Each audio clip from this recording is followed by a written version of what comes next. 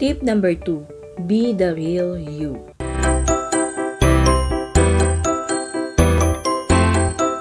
YouTube has 2 billion users worldwide. 79% of internet users have their own YouTube account. Almost 8 out of 10 marketers consider YouTube to be the most effective video marketing platform.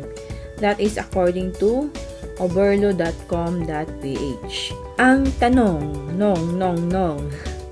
paano ka madidiscover ng mga viewers mo at paano nila malalaman na meron kang YouTube channel or paano ka ba mamahalin ng mga audience mo? Dahil marami na rin ngayon ang gumagawa ng YouTube channel at mas dumadami pa ngayon ang mga content creators.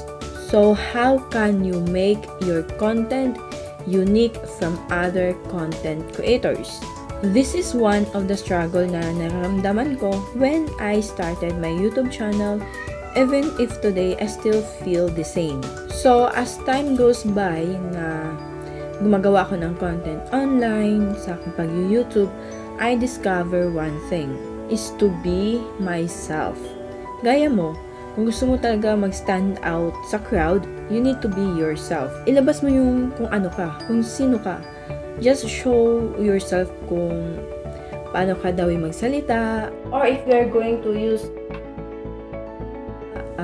ano yung mga beliefs mo, ano yung mga opinion mo, just don't act like someone else. Kasi makikita at mararamdaman yan ng mga audience mo kung ikaw ba talaga yan or you're just acting like someone else. Because I believe that every one of us have their own audience. They are just waiting for you na gumawa ka ng content for them. For example, if mahiyain ka na tao, for sure, yung mga tao na mag-i-interact at mag-i-engage sa mga video mo or may kapareho kang personality like mahiyain. Another example is that, so kung seryoso ka naman na tao, so there is possibility na ang ma-engage sa mga videos mo is yung mga serious ones din. Kaya wag ka masyadong ma-pressured kung iniisip mo ngayon na walang manood ng video mo. Ayun nga sa sinabi ko, na meron at meron talagang tao ang makaka-relate sa'yo.